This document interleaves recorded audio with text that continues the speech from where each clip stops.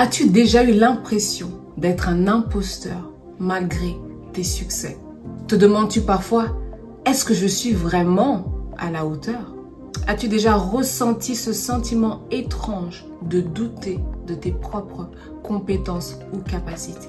Et que dire de ce sentiment persistant de douter de toi, même lorsque tu as accompli quelque chose de remarquable? Si tu as eu à répondre oui à une ou à plusieurs de ces questions, alors cette vidéo, elle est pour toi. Salut, bienvenue sur ma chaîne YouTube. Je me présente, je suis Christelle Sony et dans cette chaîne YouTube, je parle de la foi, de la croissance spirituelle et de Dieu. Et si c'est la première fois que tu viens de découvrir mes vidéos, j'aimerais t'inviter à t'abonner, à activer la cloche de notification pour ne rien manquer. Alors cette vidéo, c'est une vidéo qui me tient énormément à cœur parce que moi-même, je me sens souvent concernée et je peux répondre oui à l'une des questions que je t'ai moi-même posées. Et c'est pour ça que j'aimerais pouvoir parler avec toi de ce fléau, du syndrome de l'imposteur qui ne touche pas que quelques personnes, mais qui touche plus de la moitié de la population mondiale. Cette vidéo n'est pas là pour pouvoir mettre une étiquette ou pour pouvoir condamner qui que ce soit. Non, mais cette vidéo est faite dans le but de pouvoir détecter quelque chose en nous et de pouvoir l'éradiquer.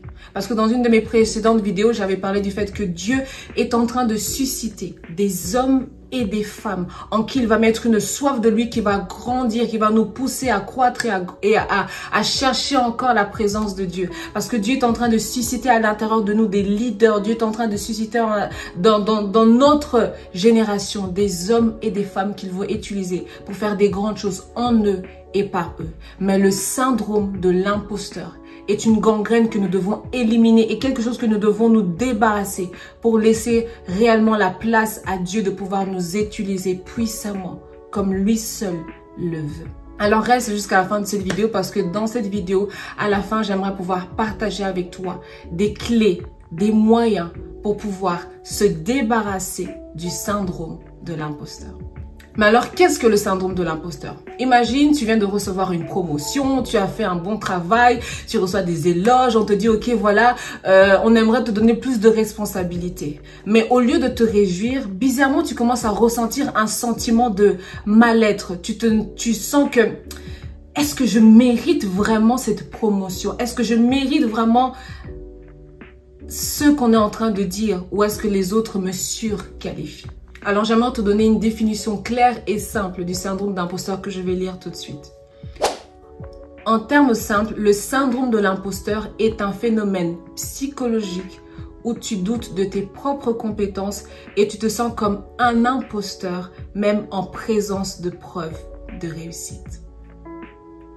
Et je crois que premièrement, il faut reconnaître et identifier le syndrome de l'imposteur quand il se présente à nous pour pouvoir réellement l'éradiquer ou l'éliminer. Alors, j'aimerais partager avec toi d'abord les caractéristiques du syndrome de l'imposteur. Je disais que les personnes qui souffrent du syndrome de l'imposteur ont souvent des doutes et un manque de confiance en eux. Et la première caractéristique du syndrome de l'imposteur, c'est le manque de confiance en soi. Tu te retrouves souvent à manquer de confiance en toi et tu te demandes si tu es vraiment à la hauteur. Le manque de confiance en soi qui est permanent, qui est constant à l'intérieur de toi où tu te dis mais est-ce que je peux vraiment faire ça? Est-ce que je suis vraiment capable de faire ça? C'est normal d'avoir des doutes. Je dis pas que à chaque fois que tu as des doutes, c'est le syndrome de l'imposteur. Non, mais quand c'est quelque chose qui revient souvent, qu'à chaque fois tu es vraiment quelqu'un, tu dis non, moi j'ai vraiment l'impression que j'ai un vrai manque de confiance en moi. Et ça, c'est une des caractéristiques du syndrome de l'imposteur. La deuxième caractéristique, c'est l'attribution du succès à la chance ou à des éléments extérieurs. Ça veut dire que pour toi, le fait que tu aies réussi à faire quelque chose de bien, que tu aies réussi à faire quelque chose de remarquable, tu ne l'attribues jamais au fait que tu as bien travaillé ou parce que tu as des compétences. Tu dis, ah, mais j'ai réussi à faire ça à cause de X et Y choses. C'est vrai, il faut être humble dans la vie. Il faut pas dire que non, moi je. Mais il faut parfois aussi arriver à reconnaître que oui, j'ai réussi à faire ces choses remarquables parce que Dieu a mis en moi des capacités, parce que j'ai travaillé et parce que c'est mon travail aussi qui m'a donné ce résultat-là. La troisième caractéristique, c'est le perfectionnisme. Ça veut dire que tu veux toujours faire les choses d'une manière avec des normes irréalistes. Et parfois même, tu te surcharges de travail. Tu fais beaucoup, tu te surprépares parce que tu as la peur de l'échec. Ça, c'est la troisième caractéristique du syndrome de l'imposteur. La quatrième caractéristique, c'est la peur d'être exposé comme un imposteur. Donc, tu vis dans la peur que les autres découvrent en fait que tu n'es pas aussi talentueux qu'ils le pensent. Tu vis dans la peur que, et si on découvrait que je ne suis pas aussi bon qu'on le pense? Et alors, qu'est-ce que ça... Et ce genre de sentiment pousse même à la procrastination. Tu décides de ne rien faire, de ne rien accomplir, tout simplement parce que tu as peur, premièrement, d'être exposé et deuxièmement, tu as peur de l'échec.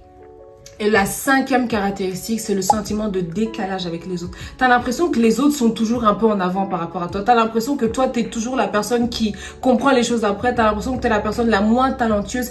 Et souvent, ce sentiment de décalage avec les autres te poussera souvent même à la comparaison.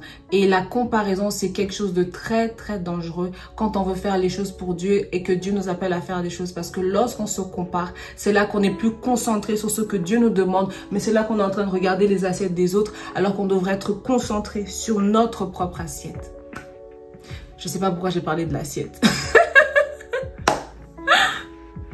Alors là, je t'ai donné tout plein d'exemples, je t'ai donné tout ce qui est théorique, mais maintenant, j'aimerais donner un cas concret. Et pour que ce soit le plus réaliste, je vais parler de mon propre témoignage, je vais parler de moi-même pour réellement pouvoir...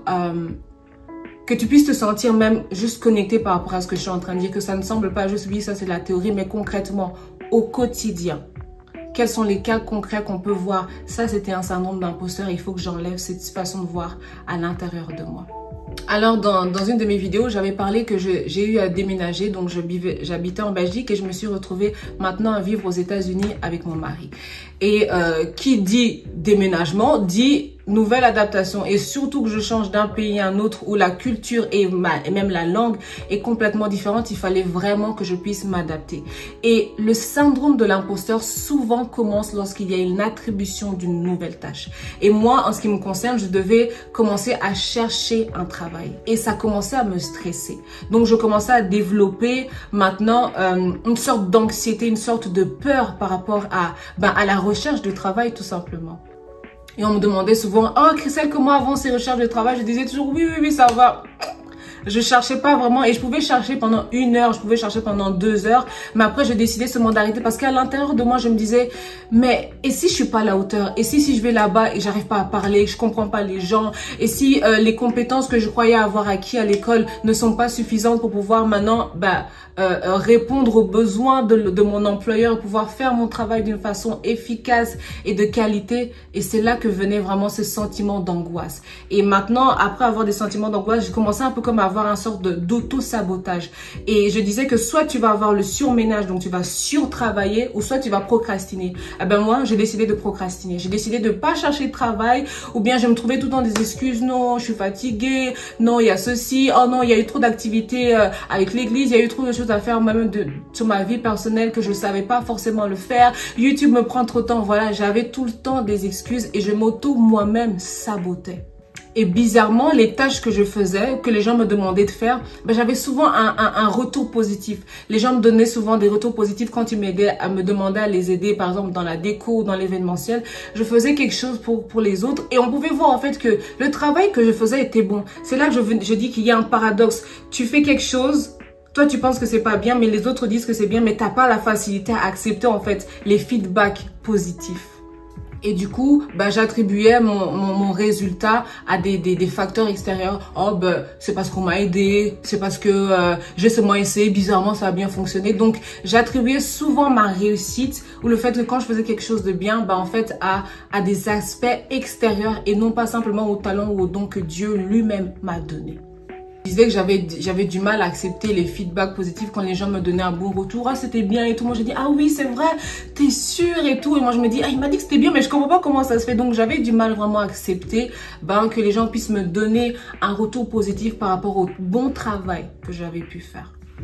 Et du coup, parce que j'ai pas forcément confiance en moi, les futures tâches ou les choses qu'on pourrait me demander, j'avais toujours un peu peur de le faire. Je me dis, ah, cette fois-ci c'était bien, et imagine si la prochaine fois je le fais, ça se fait pas aussi bien. Et donc du coup, j'avais du mal à pouvoir accepter un autre travail ou accepter de faire quelque chose d'autre, bah, tout simplement par peur que si je le fais, que ce soit pas aussi bien que ce que j'avais fait précédemment ou juste que je ne le fasse pas bien du tout. Alors ça, c'était vraiment pour te donner un exemple des différentes étapes du cycle du syndrome de l'imposteur. Comment ça commence? Ça commence par une nouvelle tâche, quelque chose de nouveau qu'on te demande de faire. Et attention, c'est normal d'avoir une crainte et une peur lorsqu'on te demande de faire quelque chose de nouveau parce que t'as pas l'habitude de le faire. Mais quand cette crainte te pousse parfois à la procrastination, à vouloir surcharger, c'est là qu'il faut commencer à prêter attention au début d'un cycle d'un sentiment ou d'un syndrome de l'imposteur. Mais maintenant, comment remédier au syndrome de l'imposteur? La première des choses, c'est déjà de pouvoir reconnaître ce syndrome de l'imposteur. Moi, comme je le disais avant je puisse constater qu'en fait, j'avais un cycle qui revenait tout le temps. Je comprenais pas. Jusqu'au moment où Dieu commençait à me pousser à essayer de chercher un petit peu plus à comprendre pourquoi j'avais certaines attitudes, pourquoi j'avais une certaine façon de voir les choses. Et c'est ça la première clé, de pouvoir reconnaître déjà le syndrome de l'imposteur. Vous savez, la parole de Dieu nous dit que vous connaîtrez la vérité et la vérité vous affranchira, c'est-à-dire la vérité vous rendra libre. Il y a un moment dans nos vies où nous devons apprendre à reconnaître quelles sont les choses en moi qui m'empêchent de pouvoir grandir, quelles sont les choses en moi qui font que ça fait que revenir, et il faut maintenant prêter aussi attention à ce cycle-là. C'est pourquoi je dis que la première clé, c'est de pouvoir reconnaître le syndrome de l'imposteur. Vous savez, dans le livre de Juges, on voit que Dieu vient parler à Gédéon et il appelle Gédéon vaillant héros. Mais Dieu appelle Gédéon vaillant héros, mais Gédéon n'a encore rien fait. Gédéon vit dans la peur, Gédéon vit en étant caché des Philistins. Mais Dieu vient appeler Gédéon vaillant héros. Dieu, moi je crois qu'il a appelé Gédéon vaillant héros parce qu'il voulait déjà illuminer en Gédéon. Il y a une façon que tu te vois. Il y a une façon que tu te perçois, que je veux que tu puisses comprendre et que je veux que tu puisses maintenant enlever cette perception que tu as de toi et maintenant de croire en ce que moi je mets en toi. Donc la connaissance, premièrement, est importante lorsqu'on fait face au syndrome de l'imposteur. La deuxième clé, c'est de pouvoir demander à Dieu de renouveler notre intelligence. Je vous assure que lorsque Dieu veut faire quelque chose à l'intérieur de toi, je disais que dans la vidéo précédente, il y a comme un sorte de combat à l'intérieur de toi. Mais c'est parce que Dieu est en train de travailler quelque chose en toi. Mais ta mentalité que tu as maintenant n'est pas forcément prête à accepter ce que Dieu veut que tu fasses. C'est pourquoi il faut demander le renouvellement de l'intelligence. Dieu est celui qui renouvelle notre intelligence. Dieu est celui qui change notre système de pensée. Parfois, il y a des systèmes de pensée qui sont ancrés à l'intérieur de nous qu'il faut dire, Seigneur, s'il te plaît, viens briser ces forteresses. Viens briser cette façon de réfléchir parce que j'ai envie de faire ce que toi, tu m'appelles à faire. La troisième clé, c'est d'être attentif à la procrastination régulière ou encore à la surpréparation. Parce que je disais que souvent, qu'est-ce qui arrive quand on est face à la peur de l'échec ou à la peur de la réussite? Ben, soit on va procrastiner parce qu'on a peur qu'on rate, ou bien on veut pas s'attribuer le succès, ou bien on va surtravailler. Et il faut faire attention parce que ça, ce sont aussi des éléments déclencheurs ou des éléments qui font partie du cycle justement du syndrome de l'imposteur. La quatrième clé, c'est se permettre d'avoir des moments où on a échoué. Parce que quand on pense que non, je ne peux pas rater, je n'ai pas droit à l'échec, je n'ai pas droit à ceci, c'est là qu'on se met une sorte de pression. Et soit parce qu'on n'a pas envie de rater ou d'échouer, on procrastine, ou bien on surtravaille. Il faut comprendre que l'erreur est humaine. Ça ne veut pas dire qu'on doit être OK avec toutes les erreurs, mais de comprendre que parce que je suis un humain, il y aura des erreurs, il y aura des choses que je fais peut-être bien ou d'autres que je fais un peu moins bien. Mais par la grâce de Dieu, je peux accomplir ce que Dieu me demande de faire. La cinquième clé, c'est de commencer quelque part. Il ne faut pas seulement attendre d'avoir une certaine expérience ou d'avoir fait certaines choses dans la vie pour pouvoir se lancer à faire quelque chose. Et je sais que ça, c'était une des choses que moi, j'ai dû vraiment beaucoup combattre. J'avais l'impression qu'il fallait que je sois déjà ici pour pouvoir faire quelque chose que Dieu me demande de faire. Mais Dieu nous demande de commencer quelque part et de ne pas procrastiner. Dieu nous demande de lui faire confiance et de ne pas négliger les faibles commencements. La sixième clé, c'est d'avoir un entourage qui t'aide et avec qui tu peux parler de certaines de tes peurs.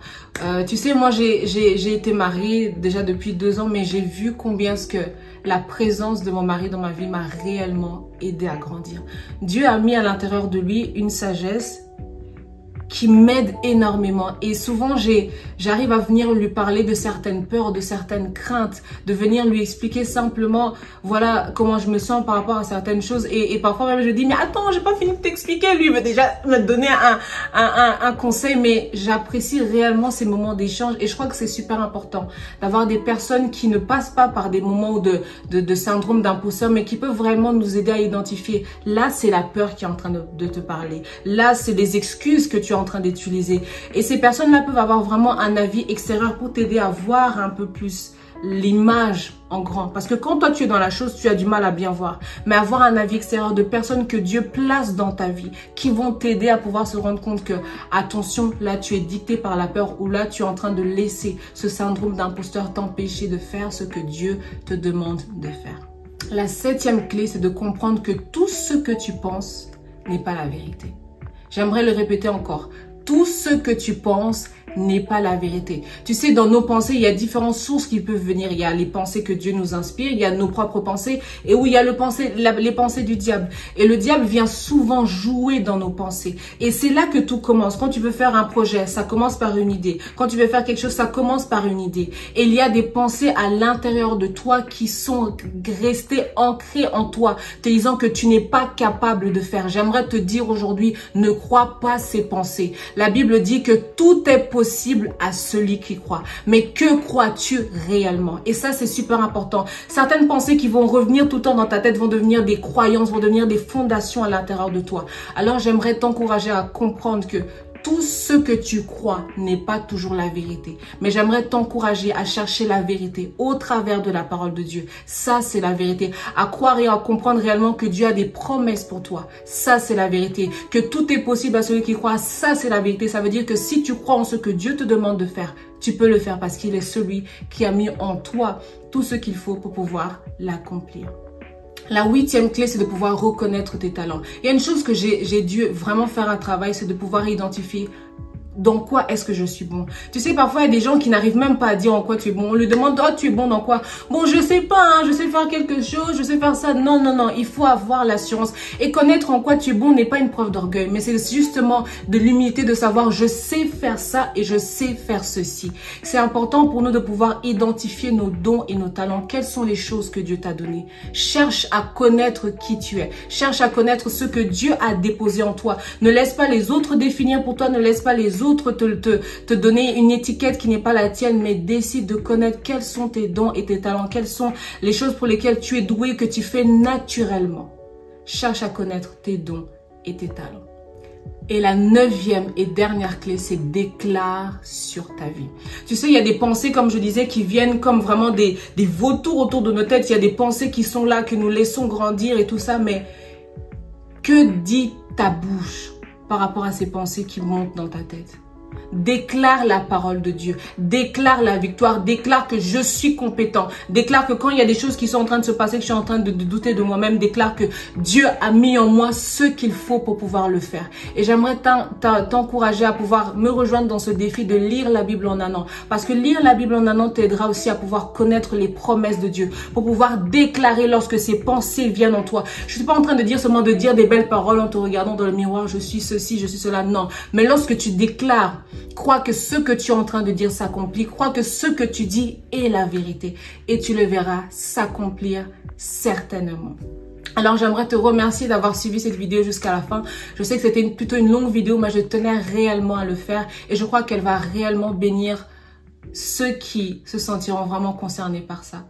Et j'aimerais t'encourager à pouvoir partager cette vidéo autour de toi, à partager cette vidéo à quelqu'un que tu dis, ah, j'ai l'impression que cette personne a parfois trop de manque d'estime d'elle-même, ou cette personne, je vois qu'elle est en train de vivre un peu tous les exemples que Christelle a donnés. Partage cette vidéo avec quelqu'un d'autre. Sois une source de bénédiction. Et j'aimerais t'encourager aussi à croire que toi, Dieu t'appelle à faire des grandes choses. Ne doute pas de toi. Tu es appelé à faire des grandes choses. Et le syndrome d'imposteur est réellement quelque chose qu'il faut éradiquer pour que nous puissions vivre pleinement le plan de Dieu dans notre vie. Alors, je te retrouve très bientôt pour une autre vidéo. Et en attendant, que Dieu te garde et que Dieu te bénisse. Bye bye.